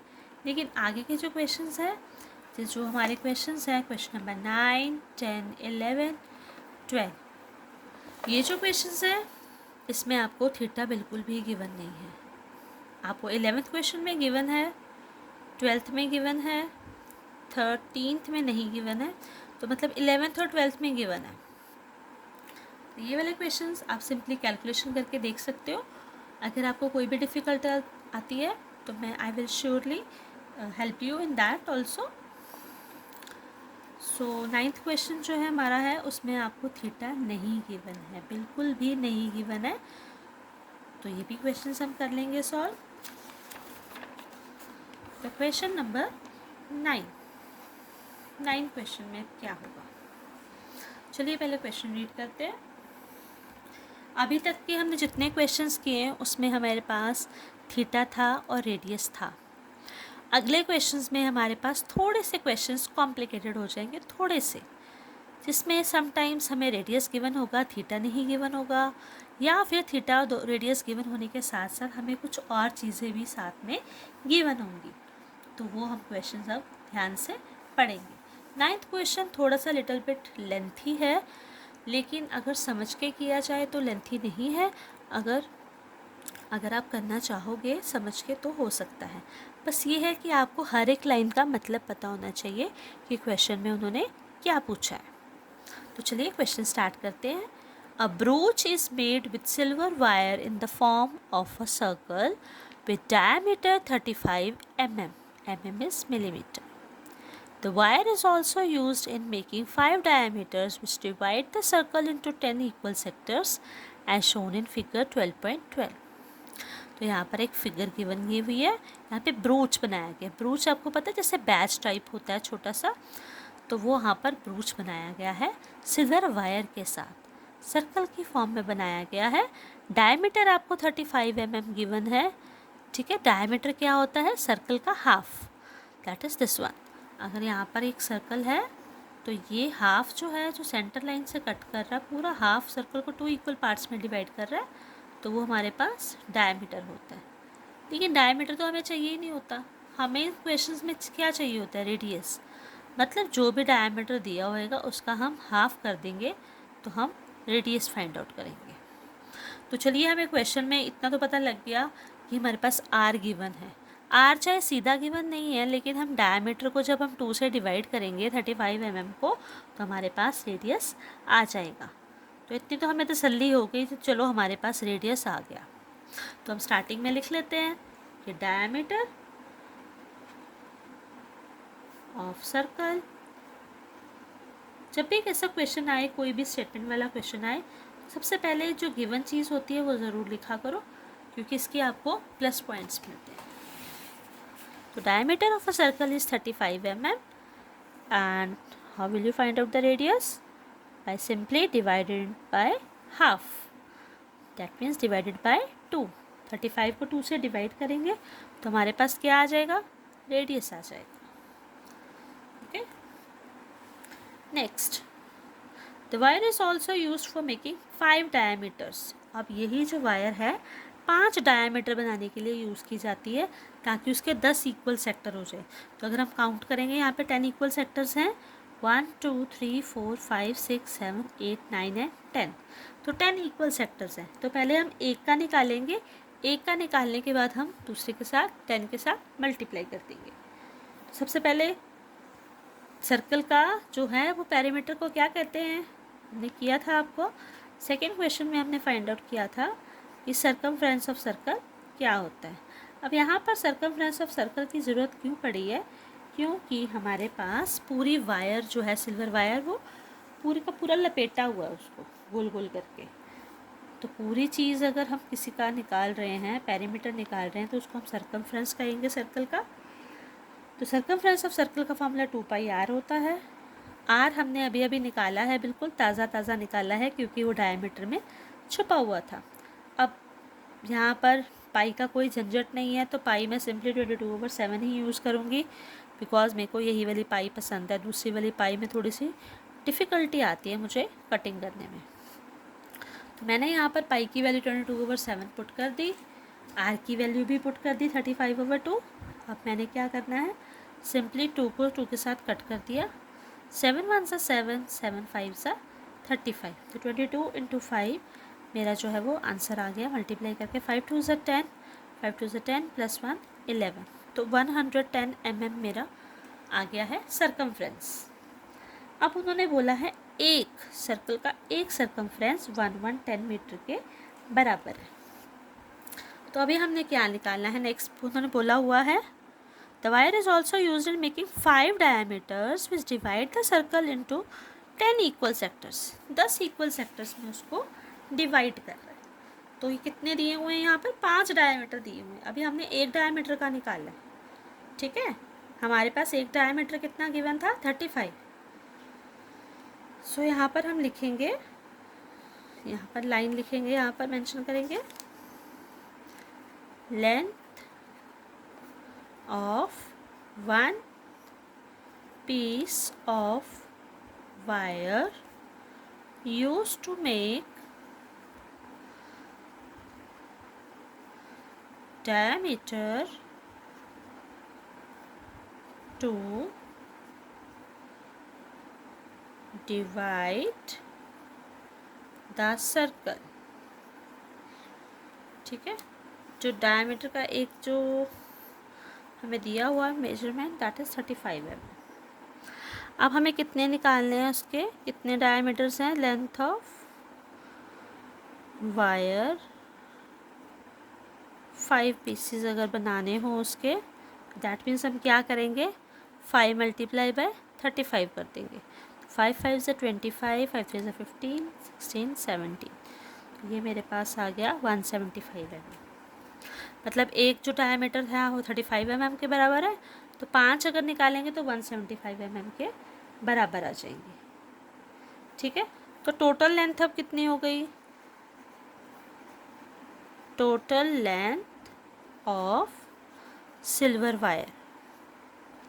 तो सिल्वर वायर जो है वो टोटल कितनी यूज़ होएगी हमारे पास, 110 ये वाला जो सर्कमफ्रेंस निकाली थी हमने, प्लस ये वाला 175 जो हमने 5 पीसेस की निकाली। तो दोनों को अगर हम प्लस करेंगे तो वी गॉट 285 mm। तो ये हमारे पास क्या आया है, ये हमारे पास total length of the silver required. Total length कितनी चाहिए, सबसे पहले हमने सर्कमफ्रेंस निकाला। सर्कमफ्रेंस निकालने के बाद हमने एक पीस वायर का निकाला, वो 35 mm के बराबर है। फिर 5 से मल्टीप्लाई किया क्योंकि हमें 5 पीसेस का निकालना है, तो 175 आ गया। दोनों को मिलाकर, इसको और इसको सर्कमफ्रेंस को मिलाकर हमारी टोटल लेंथ कितनी बन गई है हमारी, दैट इज़ 285 mm। तो ये था हमारा फर्स्ट पार्ट। नेक्स्ट उन्होंने पूछा है find the area of the each sector of the broach. तो अब हमें क्या निकालना है, उसके लिए हमें एरिया निकालना है। तो एरिया के लिए हमें क्या चाहिए, थीटा चाहिए। तो थीटा हमारे पास है नहीं, तो हम थीटा कैसे निकालेंगे, ध्यान रखना है आपने इस क्वेश्चन में कि थीटा कैसे निकाला जाता है। तो चलिए क्वेश्चन पढ़िए। जब भी आपको किसी क्वेश्चन में थीटा गिवन नहीं होगा, जब भी आपको क्वेश्चंस में थीटा गिवन नहीं होगा, जैसे कि हमने पिछले क्वेश्चंस में हमने पता लगा लिया था कि क्वाड्रेंट है तो 90 डिग्री होगा, length of the minute hand मैंने आपको निकालना सिखा दिया कि 1 मिनट में जो है हमारे 5 मिनट्स में 33 डिग्री का एंगल होता है।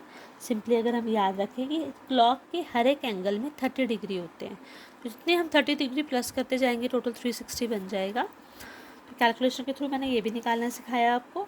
नेक्स्ट अब में सब में गिवन है। अब ये जो क्वेश्चन है इसमें स्क्वायर था तो उससे हमें पता लग गया 90 डिग्री है, लेकिन इसमें ऐसी कोई भी चीज़ नहीं है जिससे हमें एंगल का पता लगे। क्वेश्चन नंबर 9 में 10 में हमें नहीं पता लग रहा है कि एंगल कैसे निकालना है। तो इसके लिए हम क्या करते हैं, हमारे पास एक फॉर्मूला होता है एंगल कैसे निकालना है। तो यहाँ पर पार्ट है हमारा, तो यहाँ पर लाइन लिखेंगे, since the circle is divided into 10 equal parts. तो ध्यान देना इस बात का ध्यान से कि जब भी हमें एंगल गिवन नहीं होगा तो हमने एंगल कैसे निकालना, तो हमेशा हमें क्या गिवन होगा, हमें नंबर्स गिवन होंगे इक्वल पार्ट्स वाले। जैसा कि इस क्वेश्चन में हमें दिया गया है 10 equal sectors, same to same हमें यहाँ पर क्वेश्चन नंबर 10 में भी ऐसे दिया गया है। हमें यहाँ पर सिर्फ रेडियस दिया गया है, एंगल नहीं दिया गया है। तो एंगल के लिए हमें एक नंबर गिवन गया हुआ है 8 रिब्स, ठीक है। यहाँ पर नंबर्स और भी दिए गए हैं, लेकिन आपको याद क्या रखिए, ये तो डायमीटर दिया हुआ है और ये 5 डायमीटर दिया हुआ है, विच divide the circle into 10 equal sectors. तो ये 10 जो नंबर है वो हमें किसके लिए दिया गया है, थीटा निकालने के लिए दिया गया है। तो हम कैसे निकालते हैं, जितने भी पार्ट्स में हमें करना होता है तो हम उसको 360 के साथ रखकर उसको डिवाइड कर देते हैं, ठीक है। तो 360 एंगल ही हमेशा क्यों लेना है, क्योंकि हमने एरिया ऑफ सर्कल का फॉर्मूला लगाना है। एरिया ऑफ सर्कल जो है वो टोटल कंप्लीट एंगल 360 डिग्री होता है। 360 हमने लिखना है और उसके नीचे हमने वो जो गिवन नंबर है आपको, जैसे यहाँ पर 10 गिवन है और अगले क्वेश्चन में आपको यहाँ पर 8 रिब्स गिवन है, तो उसके अकॉर्डिंग हम इसका एंगल निकाल लेंगे। So simply 0 will be cut with 0 and you will get the 36 degree theta. तो ये हमारा क्या आ गया, थीटा आ गया। अब थीटा हमारे पास आ गया है, आर हमें पता ही है, आर हमारा क्या है, आर हमने स्टार्टिंग में निकाला था, आर हमारा है 35/2 mm। तो हम सिंपली क्या करेंगे, एरिया ऑफ सेक्टर का फॉर्मूला लगाएंगे और वैल्यूज़ पुट कर देंगे। Area of sector equals to θ/360 into pi R square. यहाँ पर मैंने आधी वैल्यूज़ पुट कर दी हैं, फॉर्मूला नहीं लिखा, थीटा की वैल्यू पुट करेंगे यहाँ पर, दैट इज़ 36/360 इंटू 22/7 इंटू 35/2/2/2। तो हम इसकी कटिंग करेंगे, 36 1 ज़ा 36, 36 1 ज़ा 36, तो 10 आया यहाँ पर, 7 1 ज़ा 7, 7 5 ज़ा 35, 5 1 ज़ा 5, 5 2 ज़ा 10, 2 1 ज़ा 2, 2 1 ज़ा 11, 22। सो जो रिमेनिंग नंबर्स हैं हमारे पास 11 इंटू 35 एंड 2 2 ज़ा 4। 35 को इसके साथ मल्टीप्लाई करेंगे तो सिंपली 5 1 ज़ा 5, 5 + 3 8 एंड 3 1 ज़ा 3। ये 385 mm स्क्वायर हमारा आंसर आ गया। That is the area of the sector जो हमने निकालना था। तो ये क्वेश्चन में हमने ये सीखा कि अगर हमारे पास थीटा गिवन नहीं है तो थीटा कैसे निकाला जाए। तो सेम हमने यहाँ पर 10 एंगल लेके 10 नंबर लेके हमने एंगल निकाला, थीटा निकालना, सेम टू सेम यही चीज़ हम अप्लाई करेंगे क्वेश्चन नंबर 10 के लिए, जिसमें हमारे पास रेडियस जो है 45 दिया हुआ है लेकिन हमें थीटा नहीं दिया हुआ। तो थीटा फाइंड आउट करने के लिए हमने इसको क्या करेंगे, 360 को 8 से डिवाइड कर देंगे and we will get the theta. तो जल्दी से हम 10 सम भी कर लेते हैं, क्योंकि अब हमने मुश्किल वाले सम्स तो कर लिए हैं, सिंपली हमारे पास सम्स रह गए हैं। हमने ट्रिक जान ली है कि थीटा हमने कैसे निकालना।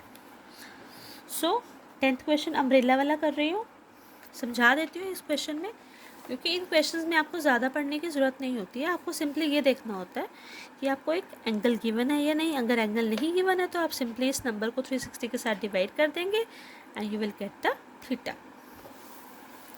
उन्होंने बोला एक अम्ब्रेला है, उसके 8 रिब्स हैं। रिब्स मतलब ये वाले जहाँ पर एक तार सी लगी होती है, ये वाले 1 2 3 4 5 और दूसरी साइड भी होंगे ना, मैं देख नहीं रही। तो 8 रिब्स हैं, वो इक्वली स्पेस्ड हैं, इनकी इक्वल लेंथ होती है, मतलब प्रॉपर इसको बांधा गया होता है प्रॉपर तारों के साथ, ताकि ये टिका रहे हवा में भी।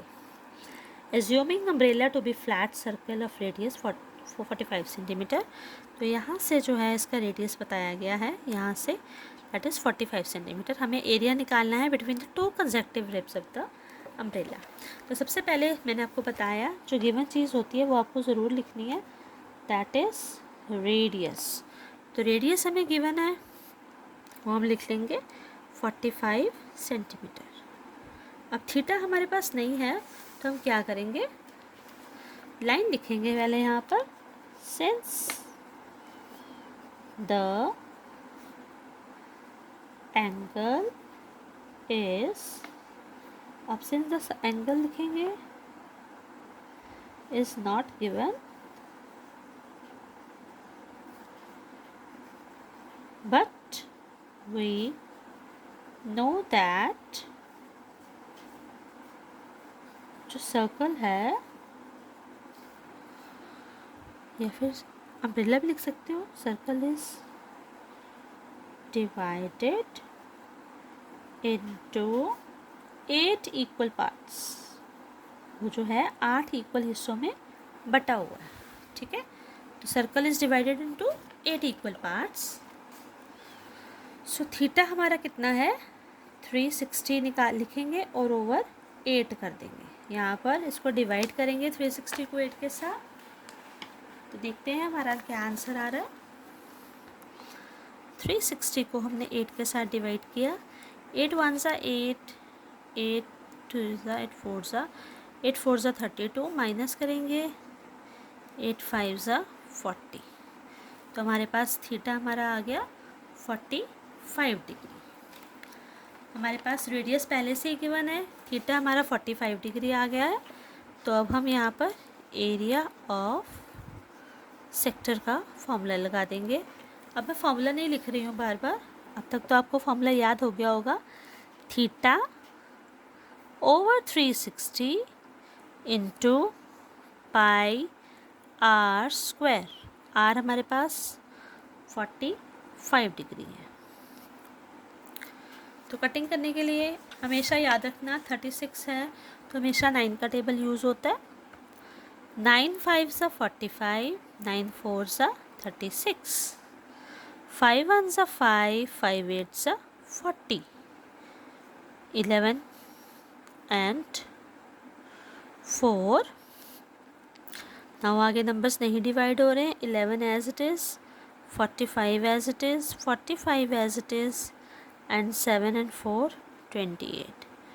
तो इस क्वेश्चन में हमें डेसिमल्स में लगाने की ज़रूरत नहीं है आंसर को, बिकॉज हमने पाई जो है वो सिंपली 22/7 वाला यूज़ किया।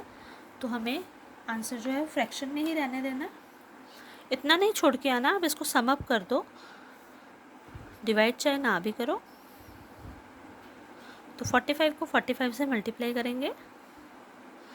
ये रफ वर्क है, मैं साथ में ही शो कर रही हूँ ताकि आपको किसी भी कैलकुलेशन में कोई भी कन्फ्यूजन ना रहे। 5 4 ज़ा 20 and 22, 4 5 ज़ा 20, 4 4 ज़ा 16, 17 18, 1825। 1825 को 11 से मल्टीप्लाई करेंगे। 5 1 ज़ा 5, 1 2 ज़ा 2, 1 8 ज़ा 8, 1 1 ज़ा 1, 5 2 8 1, 5 7 0 9 10। तो ये हमारे पास आ गया। कैलकुलेशन एक बार फिर से चेक कर लेंगे हम। 5 5 से 25, 5 4 से 20, 22, 4 5 से 20, 4 4 से 16, 17 18, 5 2 8 9 10। यहाँ पर सॉरी ज़ीरो मैंने यहाँ पे 8 9 10, तो यहाँ पर थोड़ा सा गलत हो गया मेरा। यहाँ पर मेरा आएगा 2025, 2025। थोड़ा सा कैलकुलेशन में गड़बड़ हो गया। 5 1 से 5, 7 2 2। तो यहाँ पर मेरा आंसर आ गया है 2275/28। बिकॉज ये हमारा ऑड नंबर है, ये इवन नंबर है, तो मैं रिस्क नहीं लूँगी, डेसिमल्स में बढ़ जाएगा आंसर, तो यहाँ पर मैं इसको छोड़ दूँगी। तो ये हमारा आंसर है एरिया ऑफ सेक्टर का, इसका अम्ब्रेले वाला क्वेश्चन का। तो हर एक क्वेश्चन में आपको बस सिंपली एक बात याद रखनी है कि आपके पास थीटा होना चाहिए, आपके पास रेडियस होना चाहिए। अगर आपको फिगर कोई गिवन नहीं है, जिससे आपको क्लैरिटी नहीं हो रही थीटा क्या होगा, तो ऑलवेज आपको एक नंबर गिवन होगा। नंबर गिवन से आप क्या करोगे, 360 से उस नंबर को डिवाइड कर दोगे और आपके पास थीटा आ जाएगा।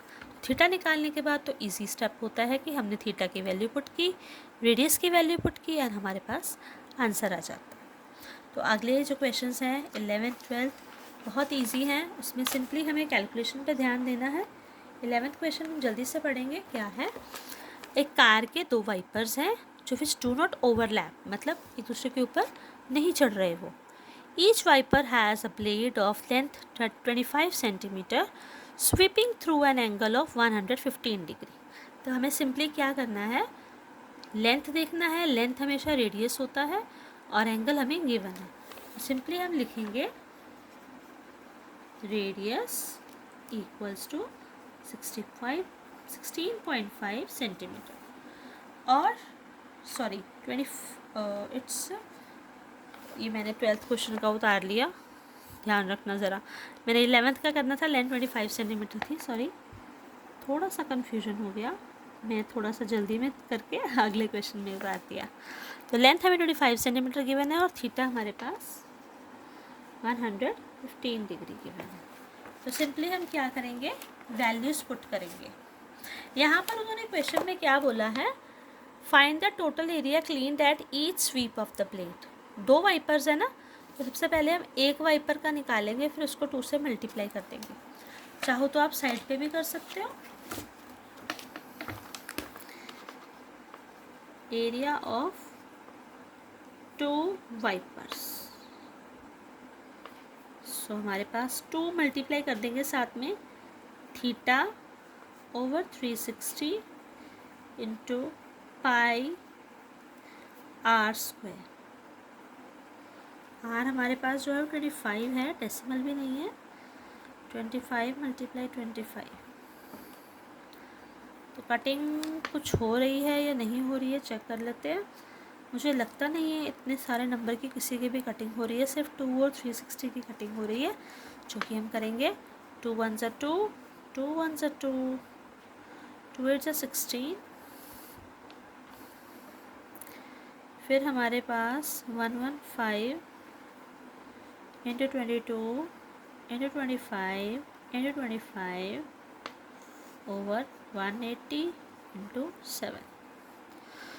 115 की 7 के साथ कटिंग चेक कर लेते हैं।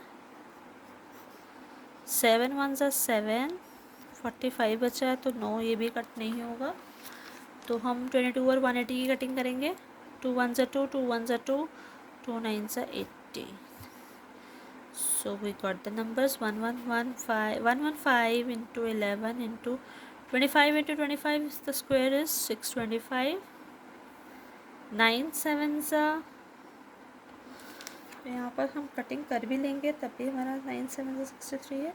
हम कटिंग कर तो सकते हैं कुछ केसेस में, लेकिन कई केसेस में क्या होता है कि हमें थोड़ा डर लगा रहता है, तो हम कटिंग नहीं भी करते हैं। तो ये बहुत बड़ी सी कैलकुलेशन आएगी, जिसको हमारा निकाल के आंसर हमारा जो है इसकी हम कटिंग नहीं कर सकते। 3 1 ज़ा 3, 3 2 ज़ा 6 नहीं हो सकती, 3 3 ज़ा 9, 9 2 11 नहीं हो सकती, कटिंग नहीं हो सकती है। तो हमारे पास सिंपली इसका आंसर जो आएगा वो रैशनल फॉर्म में ही आएगा। आप कैलकुलेशन इसका करके सॉल्व कर सकते हो। Next we have question number 12। Question number 12 में भी सिंपल इजी है हमारे पास। To warn ships for underwater rocks, a lighthouse spreads a red coloured light over a sector of angle 80 degree to a distance 16.5 kilometre. तो यहाँ पर भी हमें थीटा गिवन है, रेडियस गिवन है, तो हमें पाई ये वाला यूज़ करना है। बस मेन कैलकुलेशन है, इसमें कुछ भी डिफरेंट नहीं है। इसमें भी हमें रेडियस और थीटा गिवन था, इसमें भी हमें रेडियस और थीटा दोनों गिवन है, तो हमें सिंपली निकाल लेना है। इसमें बस हमने 2 से मल्टीप्लाई इसलिए किया था क्योंकि हमें यहाँ पर 2 वाइपर बोले थे उन्होंने, तो एक वाइपर का नहीं निकालना था, हमने साथ में 2 का भी निकालना था कैलकुलेशन। तो अभी हम इसकी कैलकुलेशन भी कर लेते हैं जल्दी से। क्वेश्चन नंबर 13 की, नो इट्स क्वेश्चन नंबर 12 का। तो यहाँ पर क्वेश्चन नंबर 12 का करेंगे। यहाँ पर हमें रेडियस गिवन है 16.5 किलोमीटर और थीटा हमारे पास गिवन है 80 डिग्री। तो हम पुट करेंगे सिंपल, मैं यहाँ पर एरिया लिख रही हूँ, फॉर्मूला नहीं लिखूँगी। 80/360 इंटू पाई, हमें जो है इस क्वेश्चन में हमें 3.14 दिया गया है। तो इस बात का बार बार से आपको कह रही हूँ, ख़ास ध्यान रखना है, जब कभी भी आपको गिवन होगा पाई तो आपको वही पुट करना होगा, अदरवाइज़ अगर नहीं गिवन है तो आप कोई सा भी पुट कर सकते हैं। तो 0 will be cut with 0, 2 4s are 8, 2 1s are 2, 2 8s are 16। Cutting बहुत सारी हो सकती है, आप जहाँ मर्जी कर सकते हो। कैलकुलेशन आप करना आपकी मर्ज़ी होती है। कैलकुलेशन का पार्ट मैं सिर्फ आप लोगों के लिए छोड़ रही हूँ ताकि आप अपनी मर्ज़ी से कोई भी कटिंग कर सकते हो। आप 2 के टेबल पे काफ़ी कटिंग कर सकते हो, बिकॉज ये भी इवन है, ये भी इवन है, ये भी इवन है। और यहाँ पर हम 5 और 0 हैं, जो 5 और 0 आते हैं जो 5 के टेबल पर डिविजिबल होते हैं, तो आप वहाँ पर भी कटिंग कर सकते हो। ये सारे ही कटिंग करके आपका बहुत बड़ा सा आंसर आएगा, लेकिन आपको उसको फ्रैक्शन में नहीं लिखना है, याद रखना है। 1 0 2 3 4, 1 2 3 4 ज़ीरोस लगा रही हूँ मैं, साथ में 18 भी लिख रही हूँ। और ये सारा कुछ जो है आपका आंसर आएगा फुल फ्लैश, बहुत ही लंबा चौड़ा आंसर आएगा।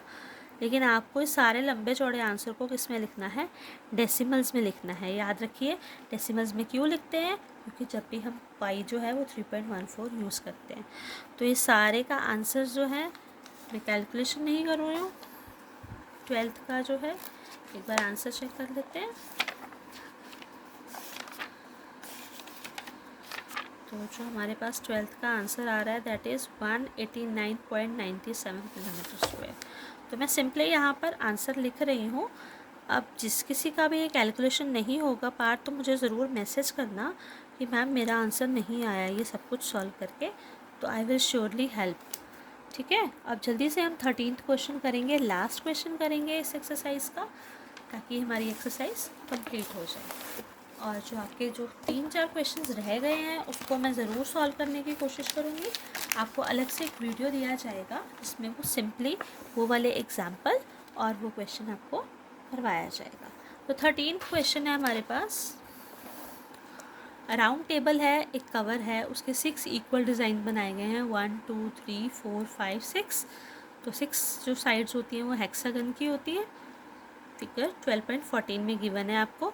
रेडियस हमें गिवन है 28 सेंटीमीटर और हमें थीटा इसमें भी गिवन नहीं है।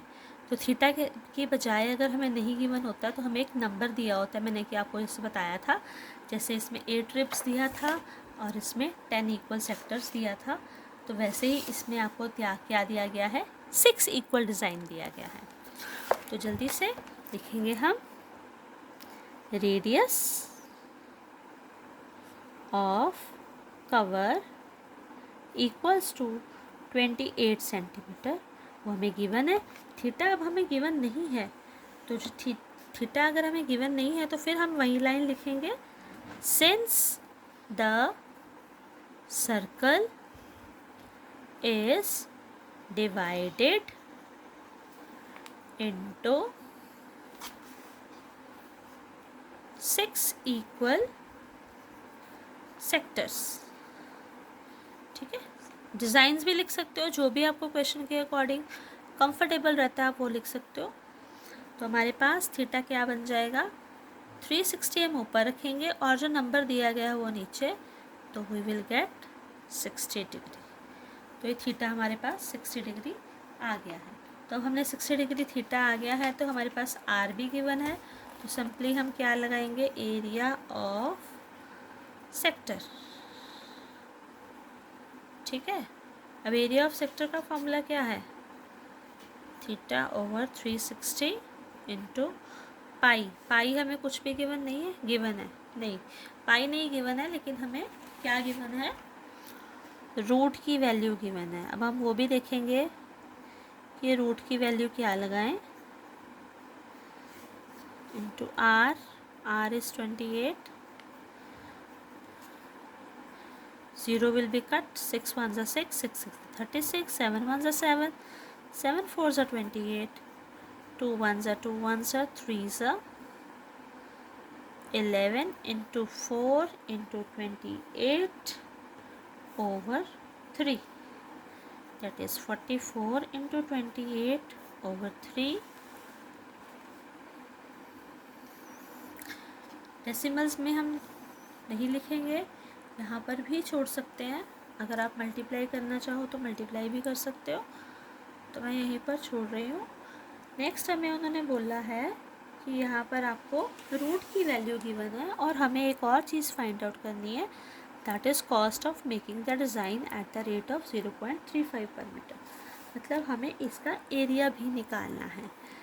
जब भी हमें कॉस्ट वगैरह कोई चीज़ दी गई होती है तो हम क्या करते हैं, जो हमारा एरिया आता है हम उसके साथ मल्टीप्लाई कर देते हैं, और लेकिन यहाँ पर हमें √3 गिवन है, तो दैट मीन्स इसका ज़रूर कहीं ना कहीं यूज़ होगा। तो वो कैसे होगा, तो हम आगे देखते हैं क्वेश्चन में।